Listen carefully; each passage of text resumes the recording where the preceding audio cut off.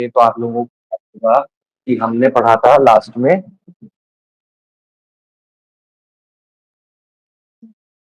उन्नई कृष्णन वाला केस। उन्नई कृष्णन वाले केस में सुप्रीम कोर्ट ने राइट टू एजुकेशन को फंडामेंटल राइट बोला था। याद आ रहा है इतना? इतना याद आ रहा है आप लोगों को? Yes sir. रेखा जी, स्वाति जी। अच्छा गुनिका जी, आप तो एलएलबी से, आपकी तो एलएलबी है ना? Yes sir. हाँ, और पीएलएलबी। ये आपकी, आप एलएलबी मतलब लॉ बैकग्राउंड या फिर नॉन लीगल? जी स्वाति जी, आप भी लीगल बैकग्राउंड से हैं या नहीं?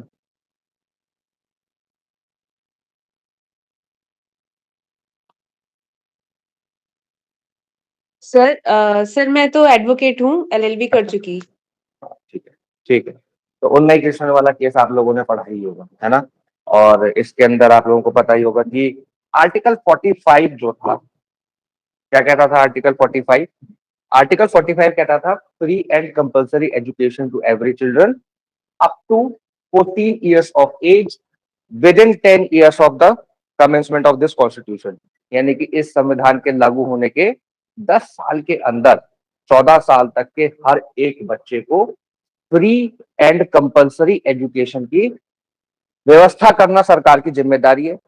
डीपीएसपी है, directive principle of state policy है।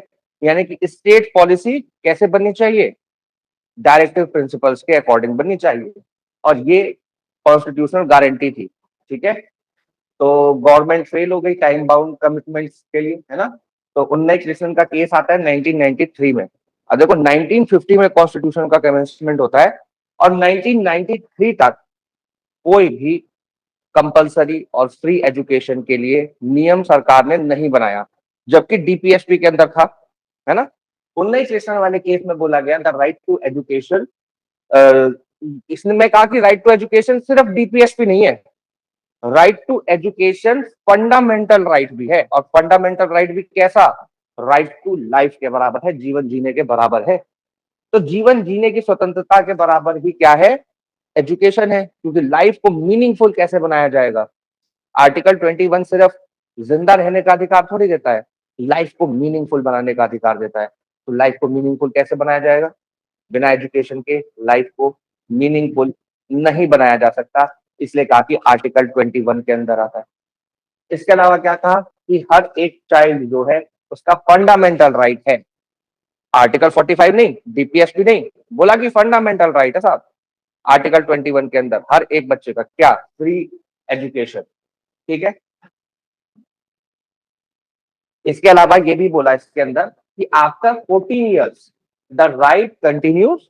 ऐसा नहीं है कि 14 साल के बाद अधिकार समाप्त हो जाएगा, लेकिन किस पे डिपेंडेंट होगा? It will depend on the capacity and development of the state. उस स्टेट की, जिस स्टेट के अंदर हम फ्री एजुकेशन की बात कर रहे हैं, उस स्टेट की इकोनॉमिक कंडीशन क्या है, उस स्टेट का डेवलपमेंटल स्टेज क्या है, उस हिसाब से तय होगा कि स्टेट का कंट्रीब्यूशन इतना रहेगा 14 साल के बाद एजुकेशन के अंदर। ठीक है, the court converted the unfulfilled promise of article 45 into an enforceable fundamental right. तो डीपीएसपी जो कि अनएनफोर्सिएबल होता है, उसको फंडामेंटल राइट में कन्वर्ट कर दिया सुप्रीम कोर्ट ने। ठीक है, ऐसा करने के बाद 86 कॉन्स्टिट्यूशन अमेंडमेंट एक्ट आता है सन 2002 में। याद रखेंगे, बहुत इंपॉर्टेंट है। इससे आता है आर्टिकल 21A। आर्टिकल 21A जोड़ के ये कह दिया जाता है कि राइट टू एजुकेशन तो है, फ्री एंड कंपलसरी एजुकेशन तो मिलेगी, लेकिन 6 साल की उम्र के बाद मिलनी शुरू होगी और 14 साल तक मिलेगी बस। The state shall provide free and compulsory education to all children aged 6 to 14 years in such a manner। एक और चीज इसके अंदर ऐड कर दूं, इन सच a manner as state may by law determine. State के हाथ में बाय लॉ बना, बाय लॉ बना के क्या करेंगे कि वो बताएंगे कि कैसी एजुकेशन कब किस मैनर में दी जाएगी 6 से 14 साल के बच्चों के लिए। इट ऑल्सो रिप्लेस आर्टिकल 45 को रिप्लेस कर दिया गया और क्या बोला गया कि directive concerning early childhood care and education below 6 year, 6 साल से नीचे के बच्चों के लिए कर दिया गया। फिर बोला कि एडेड आर्टिकल 51A के, यानी कि जो हमारी फंडामेंटल ड्यूटी है, और फंडामेंटल ड्यूटी किसके ऊपर डाल दी, पेरेंट्स के ऊपर डाल दी कि 6 साल तक के बच्चों को, 6 से 14 साल के बच्चों को क्या करेंगे, प्रोवाइड करेंगे एजुकेशनल अपॉर्चुनिटीज। ठीक है। इसके अलावा राइट टू एजुकेशन एक्ट आया 2009 में, जिसके through right to education implement होता है, 1 अप्रैल 2010 से इंप्लीमेंट हो गया। तो उन नई में क्या बोला, free education up to 14 years, वहां पे 6 to 14 कर दिया, घटा दिया। Wording potentially cover the entire childhood period below 14 years, है ना, वहां पर 0 to 6 एक्सप्रेसली एक्सक्लूड कर दिया। 14 के बाद भी 19 में बोला गया था कि 14 साल के बाद भी स्टेट की जिम्मेदारी होगी, कब तक, जैसी स्टेट की कैपेसिटी होगी, जैसा स्टेट का डेवलपमेंट होगा उस हिसाब से, लेकिन उसको भी आर्टिकल 21A में से हटा दिया गया। एक सेकंड रुकना, एक सेकंड रुकना, बस शुरू कर रहे। एक चीज रह गई।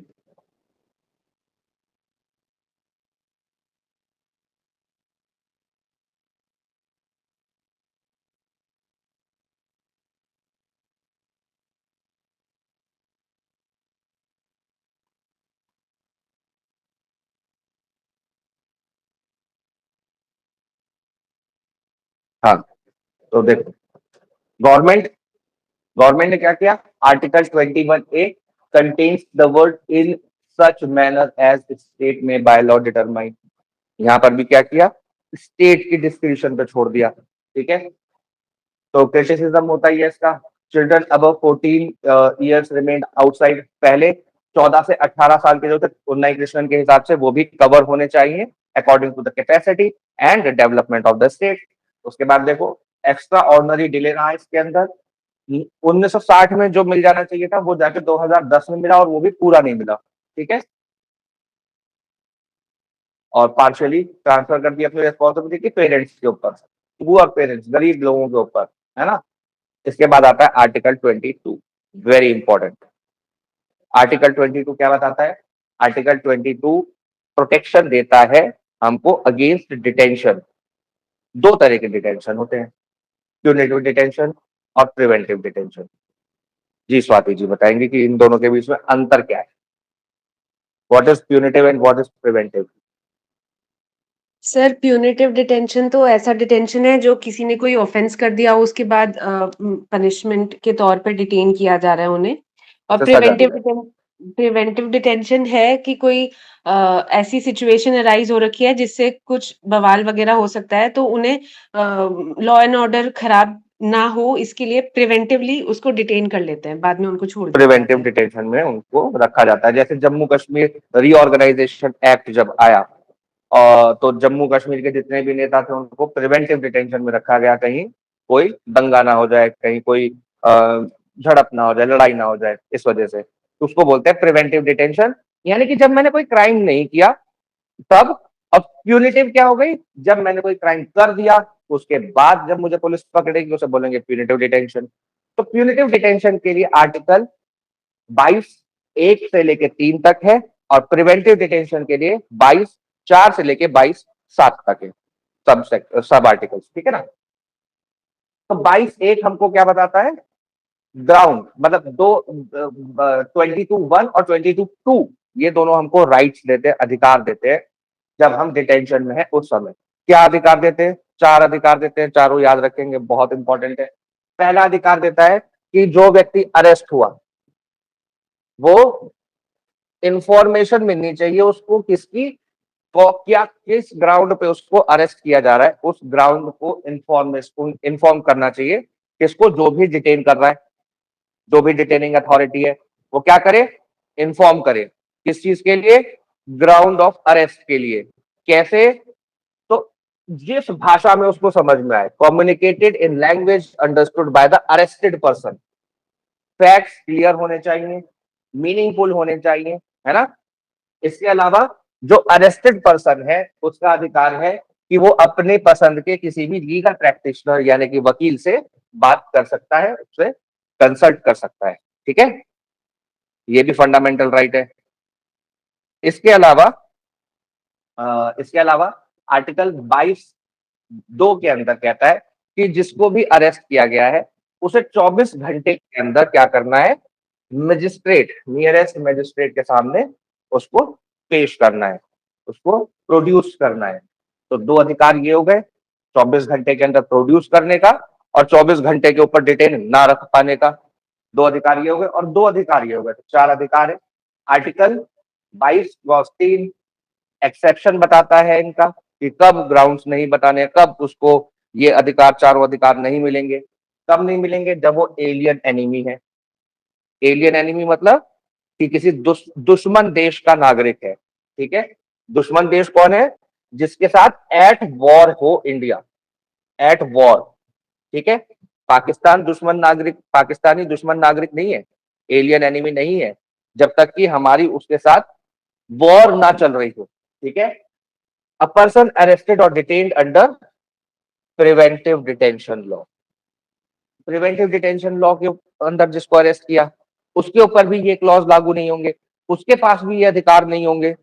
अब कौन है प्रिवेंटिव डिटेंशन लॉ में, प्रिवेंटिव डिटेंशन लॉ क्या कहता है, तो प्रिवेंटिव, सर हाँ जी, sir once the war is completed तो वो कंट्री हमारी एनिमी फिर नहीं रहेगी। नहीं रहेगी, बिल्कुल। ऐसे तो पाकिस्तान के साथ कई बार वॉर हो चुकी है हमारी, लेकिन वॉर कंप्लीट होने के बाद फिर वो एनिमी कंट्री नहीं रहती। ठीक है, तो जैसे आप लोगों ने सुना होगा कि अभी सोनम वांगचुक को लास्ट ईयर 3-4 महीने के लिए जेल में डाल दिया था, जोधपुर की जेल में। कौन सा एक्ट लगा था उनके ऊपर, national security act, NSA. NSA क्या है, प्रिवेंटिव डिटेंशन लॉ है। कॉफी पोसा, टाडा, यूएपी, यूएपी एक प्रिवेंटिव और प्यूनिटिव दोनों ही तरीके के उसके अंदर प्रोविजंस है। टेररिस्ट एक्टिविटीज के लिए basically unlawful activities prevention act, तो अनलॉफुल एक्टिविटीज को प्रिवेंट करने के लिए बनाया गया। ठीक है, अब इसके अंदर क्या बोलते हैं कि साहब आपने क्राइम किया हो या ना किया हो, लेकिन अगर पुलिस को लगता है कि आप क्राइम कर सकते हो, यानी कि एजेंसी को लगता है कि आप क्राइम कर सकते हो, तो वो आपको प्रिवेंटिव डिटेंशन में अरेस्ट कर सकती है। ठीक है, तो इसके लिए क्लॉजेस शुरू होते हैं, आर्टिकल 22 क्लॉज 4। आर्टिकल 22 क्लॉज 4 कहता है कि भाई 3 महीने से ज्यादा आप उसको डिटेन नहीं कर सकते। तो मैक्सिमम पीरियड पूछता है कई बार कितने महीने के लिए डिटेन किया जा सकता है, तो 3 मंथ्स। ठीक है, 3 महीने से ज्यादा उसको डिटेंशन में नहीं रख सकते without the opinion recommendation of advisory board. एक एडवाइजरी बोर्ड बनाया जाएगा, एडवाइजरी बोर्ड बनाया जाएगा, जिसको भी डिटेंशन में लिया है वो उस एडवाइजरी बोर्ड के सामने अपना रिप्रेजेंटेशन रखेगा। अगर एडवाइजरी बोर्ड को लगता है कि डिटेंशन कंटिन्यू होना चाहिए, डिटेंशन चलना चाहिए, तो 3 महीने से ऊपर रखा जा सकता है उसको, नहीं तो नहीं, नहीं तो उसको छोड़ना पड़ेगा। ठीक है, रिलीज करना पड़ेगा। ठीक है, बोर्ड में मेंबर कौन होगा, बोर्ड में मेंबर होगा वो व्यक्ति जो हाई कोर्ट जज या तो है या फिर बनने के काबिल है।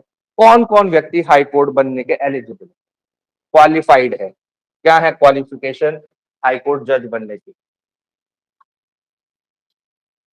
जी। सर एचएएस का एग्जाम क्लियर करना होता है। अच्छा, एचजीएस का एग्जाम क्लियर करके आप सीधा हाई कोर्ट पहुंच जाएंगे। तो डिस्ट्रिक्ट कोर्ट में काम कौन करेगा,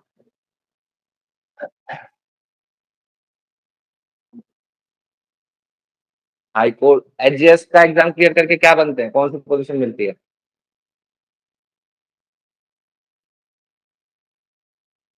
तो भाई जिसने बोला बताओ मेरे को, गुलिका जी आप ही ने बोला था ना। हाँ जी। एचजेएस का एग्जाम क्लियर करके कौन सी पोजीशन मिलेगी, आप अभी कौन सा एग्जाम की तैयारी कर रहे हो, पीसीएस और पीसीएस जे, हाँ पीसीएस जे। पीसीएस जे की, और एचजेएस पीसीएस जे का एग्जाम क्लियर करके क्या बनोगे आप, जुडिशियल मजिस्ट्रेट फर्स्ट क्लास। और एचजेएस का एग्जाम क्लियर करके क्या बनोगे आप,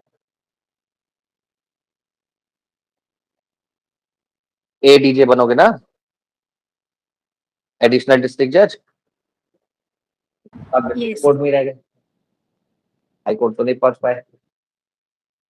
प्रमोशन होने के बाद आप हाई कोर्ट पहुंच सकते हैं कुछ सालों के लिए, रिटायरमेंट के टाइम पे। ऐसे नहीं पहुंचा जाता हाई कोर्ट। हाई कोर्ट में जज बनने के लिए क्वालिफिकेशन चाहिए। क्या क्वालिफिकेशन चाहिए? या तो आप 10 साल तक एज जज किसी डिस्ट्रिक्ट कोर्ट में रह चुके हो, या फिर 10 साल तक, ये 10 क्या है, ईयर्स हैं, 10 साल तक हाई कोर्ट में आपने प्रैक्टिस की हो एज एडवोकेट, तभी आप हाई कोर्ट में डायरेक्ट एलिवेट होकर जज बन सकते हैं। समझ में आया? ठीक है। तो जो क्वालिफाइड है, यानी कि जो 10 साल की प्रैक्टिस कर चुका है या फिर 10 साल तक डिस्ट्रिक्ट कोर्ट में एज जज काम कर चुका है, अपनी सर्विसेज दे चुका है, उसको क्या बनाया जा सकता है? एडवाइजरी बोर्ड में मेंबर बनाया जा सकता है, बोर्ड का मेंबर बनाया जा सकता है, और रिपोर्ट जो है विद इन 3 मंथ्स के पीरियड के अंदर अंदर आ जानी चाहिए। ठीक है, ठीक है। हाउएवर, पार्लियामेंट में make a law permitting detention beyond 3 months without obtaining the advisory board's opinion। यानी कि पार्लियामेंट के पास पावर है, वो ऐसा लॉ भी बना सकती है पार्लियामेंट जिसके अंदर एडवाइजरी बोर्ड की परमिशन की जरूरत ही ना हो। टाइम को एक्सटेंड किया जा सकता है, ठीक है, लेकिन वो कैसे बनेगा? बाय लॉ बनेगा। ठीक है। और 44th कॉन्स्टिट्यूशनल अमेंडमेंट एक्ट आया था जिसके अंदर इसको भी अमेंड किया गया था। ये कहा गया था कि जो 3 मंथ्स का पीरियड है, मैक्सिमम 3 मंथ्स वाला पीरियड है, उसको घटा के 2 मंथ्स कर दिया जाए, और जो एडवाइजरी बोर्ड है उसके अंदर सर्विंग हाई कोर्ट जज होने चाहिए। बट बट ये अभी तक 44th कॉन्स्टिट्यूशन अमेंडमेंट अभी तक लागू नहीं हुआ है। ठीक है, तो 3 महीने ही इसका सही आंसर होगा, 3 मंथ्स। ठीक है।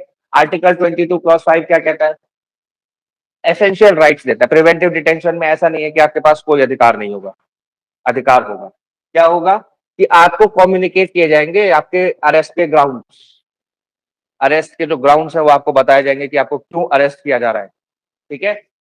Give the detainee the earliest opportunity to make the representation against the detention order.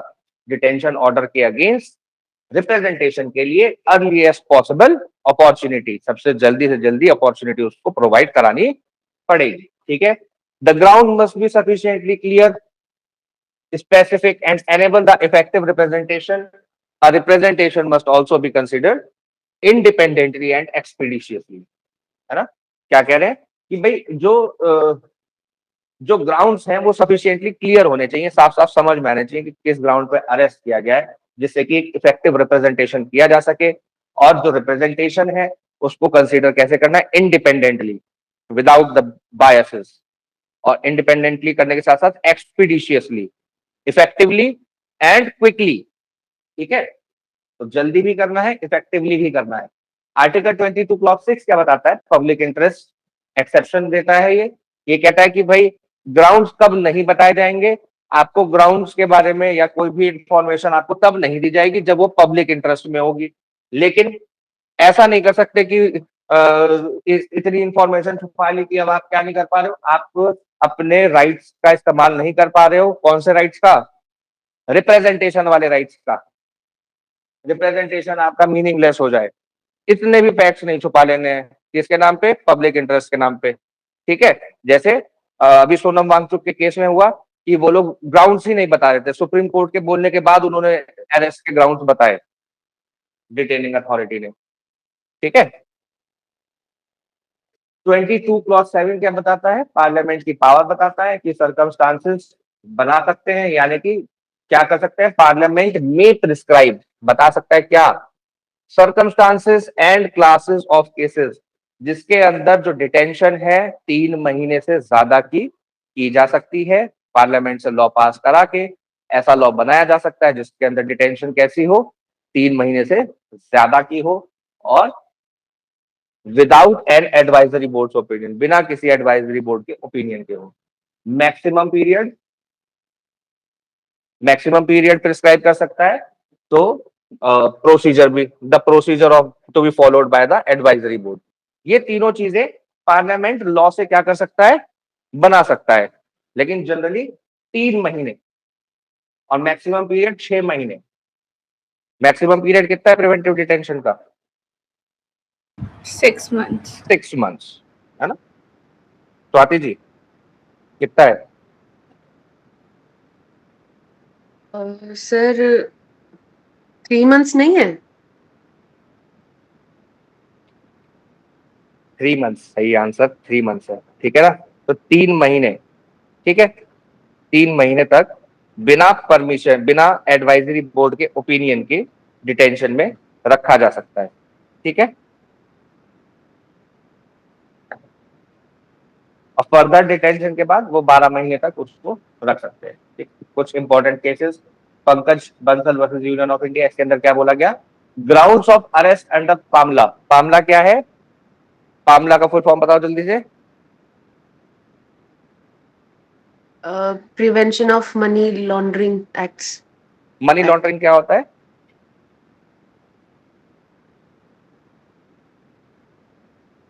What is the meaning of money laundering? Laundry में क्या कराते हो आप? सर ब्लैक को व्हाइट में कन्वर्ट। हाँ, लॉन्ड्री में कपड़े धुलवाते हो ना, सफेद होके आते हैं, तो मनी लॉन्ड्रिंग में क्या होगा? काला धन सफेद हो जाएगा। तो prevention of money laundering act जो है वो क्या करता है? वो कह रहा है कि ग्राउंड ऑफ अरेस्ट बताने पड़ेंगे, किसके अंदर? पामला के अंदर। Must be furnished in writing, writing में देना पड़ेगा, टू मेक आर्टिकल 22 मीनिंगफुल, ठीक है। और इसके अलावा एक Pravir Purkayastha versus state NCT of Delhi है, इसके अंदर बोला गया कि failure to properly communicate written grounds of arrest under UAPA render the arrest remain invalid, ठीक है, ठीक है। अरेस्ट और रिमांड क्या हो जाएगी? इनवैलिड हो जाएगी अगर ग्राउंड्स क्लियरली कम्युनिकेट नहीं किए। Vihaan Kumar versus state of Haryana के अंदर क्या कहा गया? Communication of grounds is mandatory and must be effective and in language understood by the person. जो भाषा उस व्यक्ति को समझ में है उस भाषा में देना है, ठीक है। आर्टिकल 22 क्लॉज 1 के अंदर violation of article 22 clause 1 vitiate the arrest. Article 22 clause 1 का अगर वॉयलेशन होगा तो अरेस्ट क्या हो जाएगी? वीटीएट हो जाएगी। वीटीएट मतलब कि समाप्त हो जाएगी, यानी कि वो इनवैलिड हो जाएगी, है ना। Kesar Reddy, Upendra Reddy versus state of Andhra Pradesh के अंदर क्या बोला? The person must receive sufficient basic fact to understand why they are being arrested. क्यों अरेस्ट किया गया? Ground of arrest, exhaustive evidence और full details of the offence are not required, ठीक है। पूरी डिटेल्स की जरूरत नहीं है, लेकिन ग्राउंड बताना पड़ेगा। The magistrate must verify compliance before granting remand, ठीक है। रिमांड लेने से पहले जब आप मजिस्ट्रेट बन जाओगे तो आपको ये चीजें देखनी पड़ेंगी कि अरेस्ट सही हुआ है या नहीं हुआ है, तो आप रिमांड को रिजेक्ट भी कर सकते हैं। फिर आता है हमारा राइट अगेंस्ट एक्सप्लॉयटेशन। एक नया चैप्टर शुरू होता है यहाँ से फंडामेंटल राइट्स का, जो कहता है कि भैया आर्टिकल 23 क्या प्रोहिबिट करेगा? प्रोहिबिट करेगा human trafficking, begar, bonded labour और other similar forms of labour. Bonded labour, begar, begar क्या होता है और बॉन्डेड लेबर क्या होता है? बेगार और बॉन्डेड लेबर में अंतर है क्या? बेगार तो ये होता है कि किसी से एक्स्ट्रा काम करा लेना और उसको रेम्युनरेशन नहीं देना उसके बदले में। और बॉन्डेड लेबर शायद शायद डिफरेंस शायद ये होगा कि बॉन्डेड लेबर में आप उनको हायर ही कर रहे हैं लेकिन पैसा नहीं दे रहे हैं और उनको जाने भी नहीं दे रहे हैं। बंधुआ जैसे मजदूरी, बॉन्डेड लेबर, है ना, जिसके अंदर हम उनको बंधक बना के उनसे काम करा रहे हैं, कोई सैलरी नहीं दे रहे। बेगार के अंदर उनको कम सैलरी दे रहे हैं, हालांकि सुप्रीम कोर्ट ने कम सैलरी देने को भी बॉन्डेड लेबर के बराबर माना है। आगे देखते हैं क्या क्या कहता है ये, है ना। तो एक्सेप्शन है, द स्टेट में impose compulsory service, compulsory service impose कर सकती है, जैसे कम्युनिटी सर्विस हो गया। जेल के अंदर कुछ काम हो गए, लेकिन उनके अंदर क्या नहीं करना है? उनके अंदर they can not discriminate only on ground of religion, race, caste और क्लास। एक बार ऐसा हुआ था कि जेल के अंदर जो कुछ मीनियल वर्क होते हैं, जैसे वॉशरूम साफ करना, सफाई करना, ये एक पर्टिकुलर कास्ट के लोगों से कराई जा रही थी और आज भी कराई जाती है। तो इसके अगेंस्ट भी सुप्रीम कोर्ट का जजमेंट है कि ऐसा नहीं कर सकते, ऐसा नहीं कर सकते कि कास्ट और क्लास के आधार पे आप उनको काम। इसके अंदर कुछ इंपॉर्टेंट केसेस हैं, जैसे peoples union for democratic rights versus union of India. इसके अंदर एशियाड गेम्स हुए थे, एशियाड गेम्स के अंदर जो काम कराया जा रहा था मजदूरों से, उसके अंदर पूरी सैलरी नहीं दी जा रही थी, मिनिमम वेज से कम पैसा मिल रहा था। तो सुप्रीम कोर्ट ने क्या बोला?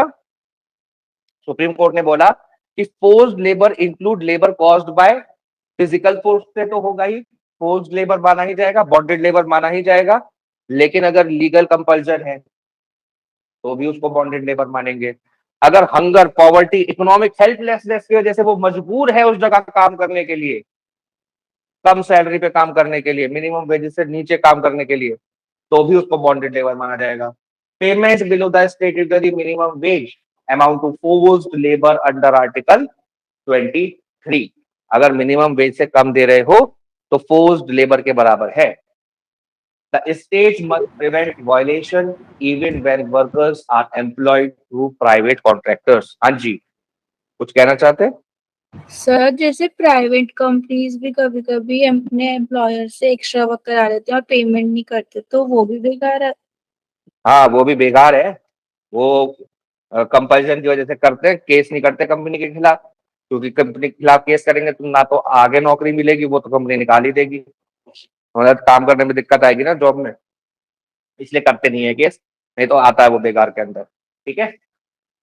इसके अलावा बंधुआ मुक्ति मोर्चा, बंधुआ Mukti Morcha versus union of India, इसके अंदर फरीदाबाद में स्टोन क्वेरीज, स्टोन पत्थर जहां से निकाले जाते हैं, स्टोन जहां से निकाले जाते हैं, उन उसके अंदर क्वेरीज में काम करा रहे थे। इसको आप उसके साथ भी एसोसिएट कर सकते हैं, चाइल्ड लेबर के साथ, क्योंकि वहां पर छोटे बच्चों से काम कराया जा रहा था। तो एक पीआईएल के ऊपर क्या किया गया, हाँ, सुप्रीम कोर्ट को एक लेटर लिखा गया और उस लेटर को सुप्रीम कोर्ट ने पीआईएल की तरह क्या किया, पीआईएल की तरह ट्रीट किया। इसको बोलते हैं एपिस्टोलेरी, एपिस्टोलेरी जुरिस्डिक्शन। एपिस्टोलेरी जुरिस्डिक्शन मतलब जहां पर सुप्रीम कोर्ट किसी लेटर को, किसी पोस्ट कार्ड को, किसी न्यूज की कटिंग को, न्यूज में छपे हुए आर्टिकल को क्या मान ले, पीआईएल मान ले, है ना। Whenever labor is extracted for no wages or nominal wages, a presumption of bonded labor may arise। Bonded labour का प्रिजम्पशन लिया जाएगा अगर पूरी वेजेस नहीं मिल रही है। ठीक है, पूरी वेजेस नहीं मिल रही है। यहाँ पर क्या फर्क पड़ा कि जो बर्डन ऑफ प्रूफ है कि बॉन्डेड लेबर नहीं हो रहा है, ये किसके ऊपर आ गया, एम्प्लॉयर के ऊपर आ गया, स्टेट के ऊपर आ गया। इससे पहले किसके ऊपर था, ये साबित करना कि यहाँ पर बॉन्डेड लेबर हो रहा है, लेबरर के ऊपर था कि वो साबित करे कि बॉन्डेड लेबर कराया गया उससे। ठीक है। एक, अच्छा चलो आप लोग मुझे ये बताओ, Prajwala versus union of India 2026, ये बहुत ज्यादा एक इंपॉर्टेंट केस है। आप लोग मुझे ये बताओ कि क्या प्रोस्टिट्यूशन इंडिया में लीगल है?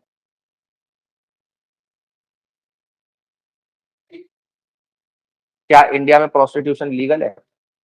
सर तीनों लोग इलीगल जवाब नहीं देंगे। है, हैं? लीगल मतलब इलीगल नहीं है। तो लीगलाइज्ड है। सर प्रोस्टिट्यूशन एज सच तो उसमें कोई दिक्कत नहीं है, लेकिन ब्रोथल हाउस चलाना इलीगल है। सही कह रही हैं क्या स्वाति जी? जी कविता जी, आप बताएं।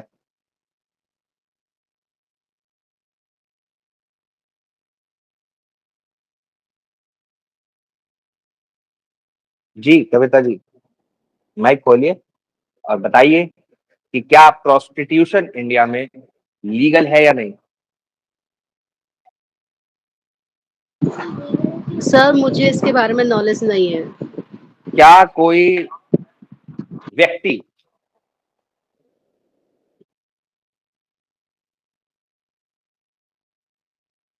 पेड सेक्स वर्कर बन सकता है?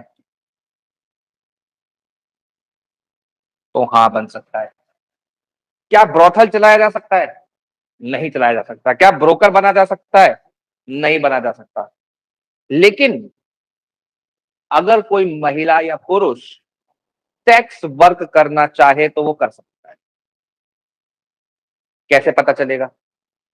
फाइनेंसिस कैसे मैनेज हो रहे हैं, मैनेजमेंट कैसे हो रहा है, ठीक है, इससे पता चलेगा।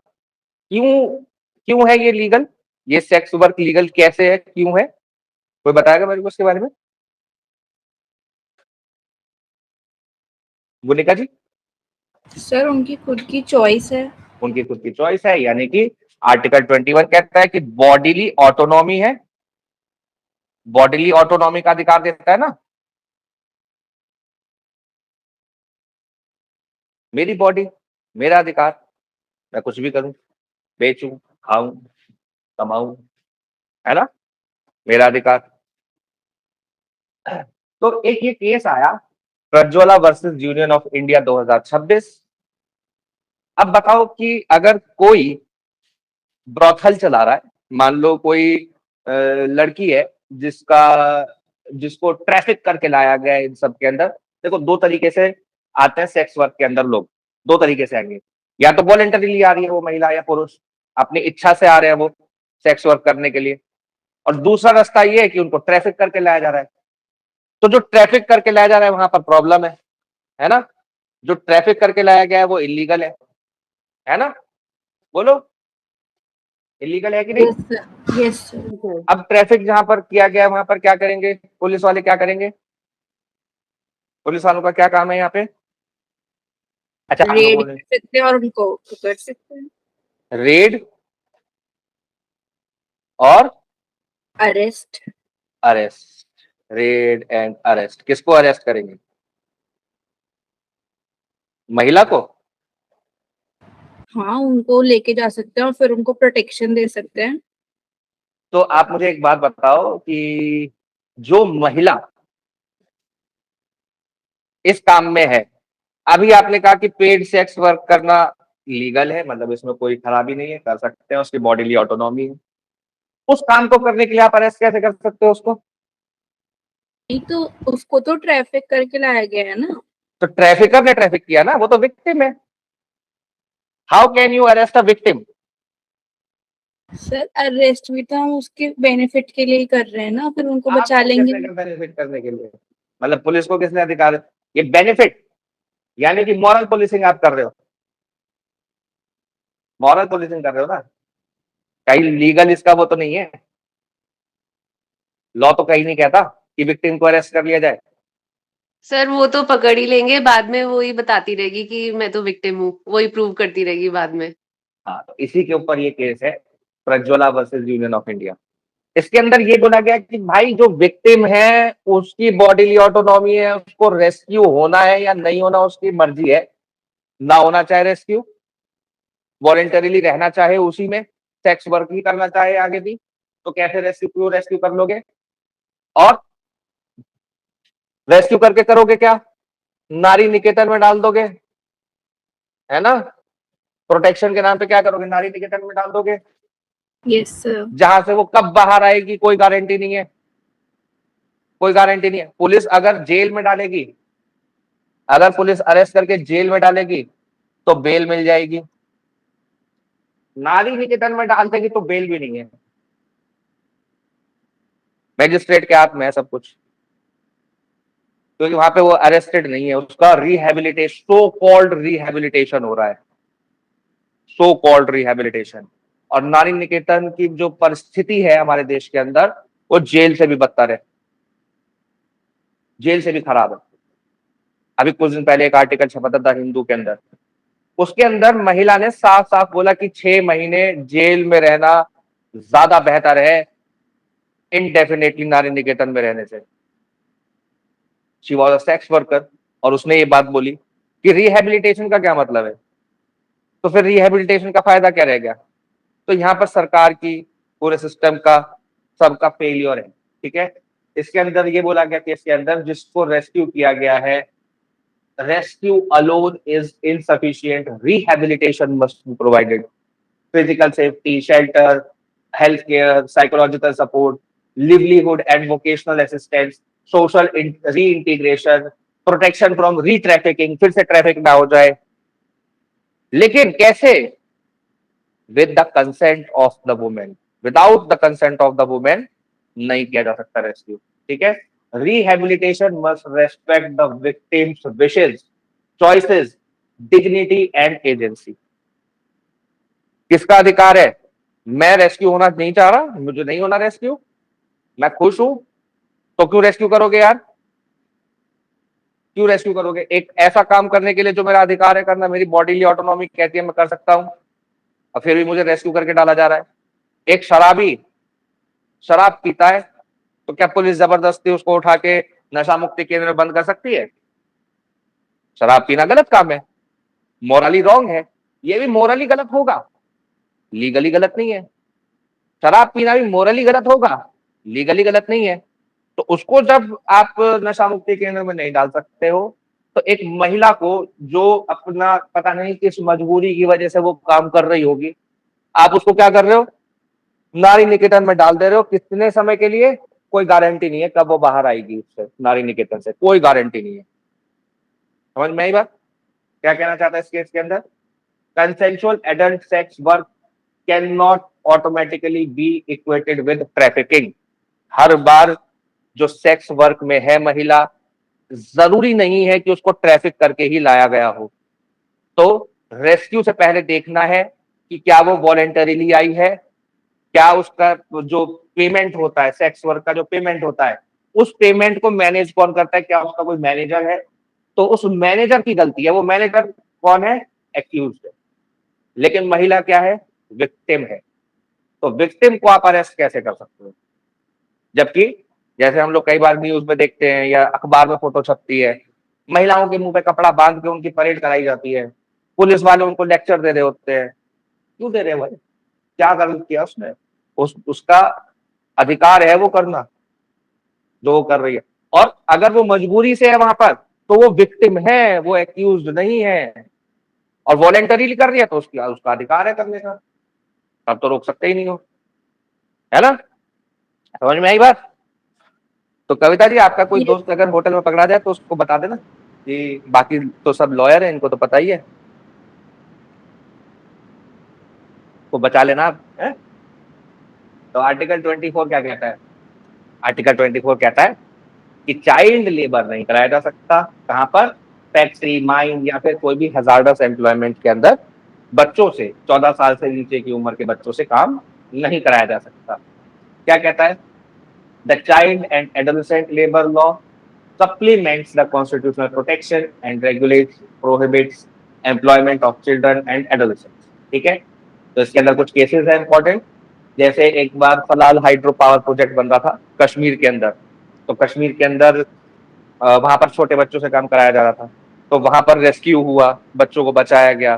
तो बोला कि no child below 14 years could be employed in the construction work. इसमें सरकार ने एक बड़ी मजेदार बात बोली, हालांकि पहले भी वो बात बोली गई कई बार। इसमें मैं आप लोगों को ध्यान दिला दूं, सरकार ने बोला कि ये जो बच्चे एम्प्लॉयड हैं, इसमें हमारी कोई गलती नहीं है, हमने तो कॉन्ट्रैक्टर को कॉन्ट्रैक्ट दे दिया कंस्ट्रक्शन का, अब उस कॉन्ट्रैक्टर ने बच्चे रख लिए, हमारी क्या गलती है? तो इसमें कोर्ट ने बोला कि ऐसा नहीं चलेगा। क्या बोला?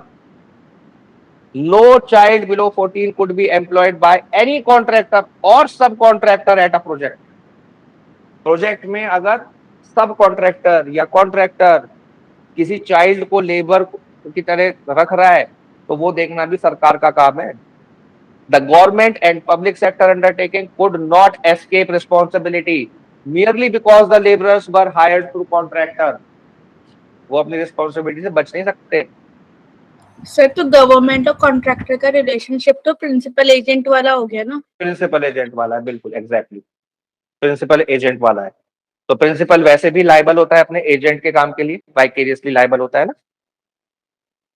Yes sir. तो लायबल है ही। इसके बाद एक MC Mehta versus state of Tamil Nadu, इसके अंदर Sivakasi child labour case है। इसके अंदर शिव काशी चाइल्ड केस क्यों बोला जाता है इसको? क्योंकि शिव काशी माचिस बनाने की company, children were employed in Sivakasi matchstick and firework industries.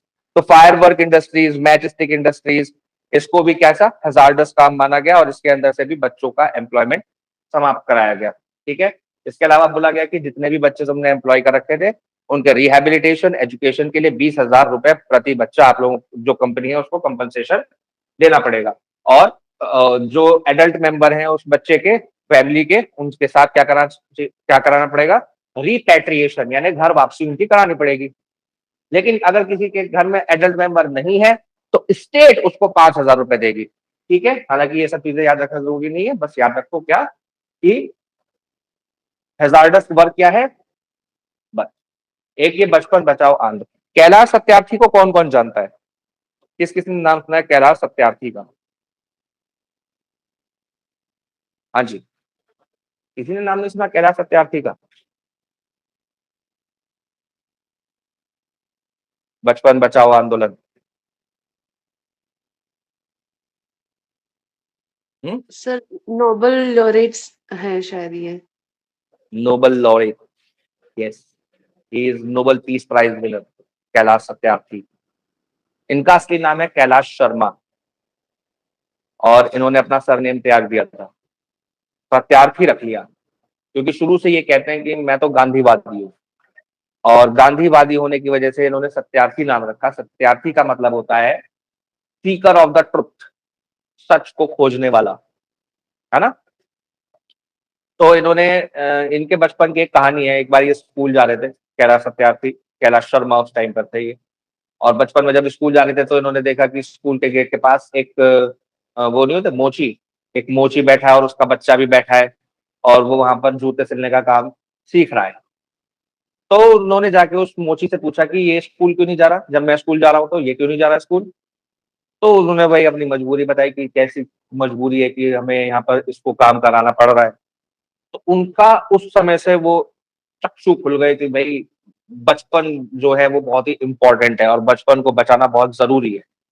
तो बड़े होने के बाद उन्होंने फिर इंजीनियरिंग करी, और इंजीनियरिंग की अपनी सिक्योर्ड जॉब छोड़ के और वो उन्होंने बचपन बचाओ आंदोलन शुरू किया। बचपन बचाओ आंदोलन में वो, जैसे ये वाला जो केस है 2011 वाला कैलाश सत्यार्थी का, इसके अंदर यूपी के अंदर कुछ सर्कस में कुछ बच्चों को ट्रैफिक करके लाया गया था नेपाल से और इंडिया के अलग अलग पार्ट से, और सर्कस में उनसे काम कराया जाता था, जिसके अंदर उनका एक्सप्लॉयटेशन भी होता था, सेक्सुअल एक्सप्लॉयटेशन होता था, mental exploitation, physical exploitation, economic exploitation भी होता था उनका। इन्होंने बचाने की कोशिश करी कैलाश सत्यार्थी ने। तो कैलाश सत्यार्थी बहुत पिटा है, कई बार इनकी पिटाई हुई है। ये जो बच्चों को, जो कॉन्ट्रैक्टर्स होते हैं, सर्कस वाले होते हैं, जो ये काम कराते हैं बच्चों से, इन लोगों ने बहुत बार पकड़ के पीटा है कैलाश सत्यार्थी को। तो कैलाश सत्यार्थी बहुत ही इंपॉर्टेंट फिगर रहा है, और ये जो ये कह रहे हैं ना, they face physical emotional and sexual abuse, और इनकी बात कर रहे हैं जो सर्कस में बच्चे काम कर रहे थे उनकी बात कर रहे हैं। तो इसके अंदर रेड रेस्क्यू ऑपरेशन चलाए गए सुप्रीम कोर्ट के ऑर्डर से, और केस किया गया ऑफेंडर्स के अगेंस्ट। ये है कैलाश सत्यार्थी, बचपन बचाओ आंदोलन वाले। इनको मलाला यूसुफजई के साथ वो मिला था, नोबेल पीस प्राइज। ठीक है, तो ये इनकी पूरी सर कहानी है नोबेल शॉर्ट में। पुरस्कार भी मिला था। हाँ जी, सर इनको नोबेल पुरस्कार भी मिला था आई थिंक 2014 में। वही तो मैंने बताया, नोबेल पीस प्राइज इनको मिला था, मलाला यूसुफजई के साथ शेयर किया था इन्होंने। ठीक है, 2014 में। ठीक है, और देखो इसके अलावा एक ये मिसिंग चिल्ड्रन केस है 2013 का, ये भी बचपन बचाओ आंदोलन के नाम से। और इसके अंदर जैसे जो बच्चे खो जाते हैं तो उनका प्रिजम्पशन लिया जाएगा। प्रिजम्पशन यानी कि पहले से मान लिया जाएगा जो बच्चे खो गए हैं, ये माना जाएगा या तो वो किडनैप हो गए हैं या वो ट्रैफिक हो गए हैं, और उस हिसाब से एफआईआर लॉन्च करके उनको ढूंढना शुरू किया जाएगा। जो इस केस से पहले क्या होता था, 24 घंटे इंतजार कर लो शायद बच्चा वापस आ जाए, ये अभी एफआईआर नहीं लॉन्च करेंगे, पहले थोड़ा सा प्रिलिमिनरी इन्वेस्टिगेशन करेंगे फिर एफआईआर, तो वो सब नहीं, सीधे एफआईआर लॉन्च होगी और एक सीरियस केस की तरह इसको देखा जाएगा अगर कोई मिसिंग बच्चा है। ठीक है, तो इनकी कई बार इस बात पे भी पिटाई हुई। धूमदास, आदर्श किशोर, कालू कुमार, ये बचपन बचाओ आंदोलन के कुछ एक्टिविस्ट थे, जिनकी यूपी के अंदर भी कई बार इनका सामना हुआ ट्रैफिकर्स से, और 24 लड़कियों को इन्होंने बचाया था 2004 में। उसके बाद 2011 में इसी के ऊपर केस आया। ठीक है, नोबेल पीस प्राइज मिला है मलाला यूसुफजई के साथ 2014 में, और इन्होंने 90,000 से ज्यादा बच्चे बचाए हैं ट्रैफिकिंग से। ठीक है, इनकी कुछ इंपॉर्टेंट बुक्स हैं, एग्जाम में बुक्स पूछी जाती हैं और इनकी बुक्स भी पूछी गई हैं कई बार, तो इनकी बुक्स जरूर याद रखना। इनकी जो एक ऑटोबायोग्राफी है उसका नाम है दिया सलाई, दिया सलाई, ठीक है। इसके अलावा एक है Karuna the power of compassion, इसके अंदर compassion as an active force for solving personal and global problems, latest book है ये 2026 की करुणा, ठीक है। ये सबसे ज्यादा इंपॉर्टेंट रहेगी एग्जाम के पर्सपेक्टिव से। Why didn't you come sooner, ठीक है, तो इसके अंदर 12 स्टोरीज हैं बच्चों के पर्सपेक्टिव से, जो स्लेवरी ट्रैफिक्ड बच्चे हैं, जो स्लेवरी में रह रहे हैं, बॉन्डेड लेबर कराया जा रहा है उनसे, तो उन बच्चों के पर्सपेक्टिव से है। और इसका हिंदी में ट्रांसलेशन है तुम पहले क्यों नहीं आए, ठीक है। इसके अलावा इन्होंने बुक लिखी है एवरी चाइल्ड मैटर्स, ठीक है। इसके अंदर कॉलम्स का कलेक्शन है, काफी अच्छी किताब है ये, जिसके अंदर चाइल्ड लेबर, एजुकेशन, ट्रैफिकिंग के बारे में इन्होंने जो कलेक्शन कॉलम्स छपते हैं ना उसका कलेक्शन किया हुआ है। विल ऑफ चिल्ड्रन, बच्चे की क्या इच्छा है, children of his writings, collection of his writings on child labour, trafficking, sexual exploitation and education, ठीक है। बिकॉज वर्ड्स मैटर, ये भी इनकी बुक है, collection of his thoughts and messages on freedom, compassion, humanity and social change, social change in सब के बारे में क्या सोचते हैं। एक है द बुक ऑफ कंपैशन, ये इन्होंने और दलाई लामा और पूजा पांडे, इन तीनों ने मिलकर लिखी है।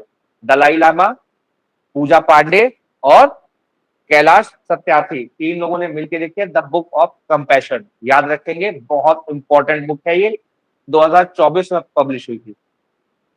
इसके अलावा कोविड-19 सभ्यता का संकट और समाधान, ठीक है। तो कोविड-19 पेंडेमिक के अंदर ह्यूमैनिटेरियन क्राइसिस पे इन्होंने ये किताब लिखी है। इसके अलावा आजाद बचपन की ओर हिंदी कलेक्शन है, और सपनों की रोशनी, ये इंस्पिरेशनल एक्सपीरियंसेस हैं इनके लाइफ के, और बदलाव के बोल के अंदर सोशल ट्रांसफॉर्मेशन के बारे में इन्होंने लिखा है। और चलो हवाओं के रुख मोड़े, चलो हवाओं के रुख मोड़े, इसके अंदर स्ट्रगल की कहानियां लिखी हैं कि कैसे एक जो चाइल्ड लेबर है वो स्ट्रगल करता है, उसका एक्सप्लॉयटेशन होता है, और वो हवा का रुख कैसे मोड़ सकता है। तो ये किताबों के नाम आपको याद करने हैं आज, ठीक है, इंपॉर्टेंट है ये सारी किताबें। और इसके अलावा जितनी भी चीजें हमने आज डिस्कस करी है, देखिए पीसीएस के लिए ये सारे केसेस के नाम रटने की जरूरत नहीं है, पीसीएस में बहुत ज्यादा केसेस के नाम नहीं पूछे जाते, लेकिन आपको डायरेक्ट आर्टिकल याद होने चाहिए, और केसेस के अंदर क्या दिया गया वो आपको समझ में आना चाहिए, वो आपके मतलब कि एक तरीके से उस आर्टिकल के साथ जुड़ जाने चाहिए कि अच्छा ये चीज है इस आर्टिकल के साथ जुड़ी हुई है, ठीक है। समझ में आया कविता जी आपको आज का? बाकी तीनों को तो आ ही गया होगा, गुनिका जी, ईशानी, स्वाति, जी सर। कोई doubt? Kavita ji? No sir. जी कविता जी, स्पेशली आपसे पूछ रहा हूँ मैं, समझ गया। आ गया समझ में? जी सर। चलिए ठीक है, तो यहाँ तक आप लोग थोड़ा सा पढ़ लीजिएगा, मैं आपको ये वाले नोट्स भी भेज दूंगा। वैसे तो आज आप लोग वो पढ़ो जो मैंने आपको अभी नोट्स भेजे ना, आर्टिकल 21 तक के, जी उनको सर। रिवाइज करो। ये वाले नोट्स मैं आपको कल दूंगा, कल आप इनको पढ़ना। कल हमारा करंट अफेयर्स की क्लास रहेगी, तो उसके साथ आप लोग ये कर सकते हैं, ठीक है। Okay sir. हाँ जी, सर नोट्स कहाँ पे अवेलेबल है? नोट्स आपको ग्रुप में मिल जाएंगे, आपके वाले ग्रुप में मिल जाएंगे, ठीक है। इससे पहले के भी नोट्स अगर आपको चाहिए तो वो भी मिल जाएंगे, मेरे को आप बता देना जो भी नोट्स आपको चाहिए। जी सर, पहले वाले भी चाहिए सर। पॉलिटी के चाहिए या करंट अफेयर्स के चाहिए? दोनों चाहिए? सर दोनों मिल जाए तो और अच्छा, लेकिन करंट के मिल जाए तो अभी ज्यादा बेटर रहेगा। ठीक है, तो मैं दोनों आपको सर भेज दूंगा, करंट के सर भी। दोनों प्रोवाइड करा दीजिएगा, क्योंकि पॉलिटी कुछ कम समझ में आती है मुझे। अच्छा कविता जी, ठीक है। कविता जी आप तो शुरू से कर ही रहे हो ना, शुरू से हमने जो जो नोट्स आपके साथ शेयर किए वो तो आपके पास है ना? हाँ जी हैं सर। बस ये ईशानी जी अभी इन्होंने नया ज्वाइन किया है वाला बैच, तो वो पुराने नोट्स मांग रही है, ठीक है। बाकी जैसे जैसे मैं आप लोगों को नोट्स देते जा रहा हूँ वो आप लोग पढ़ते रहो, ठीक है। ओके।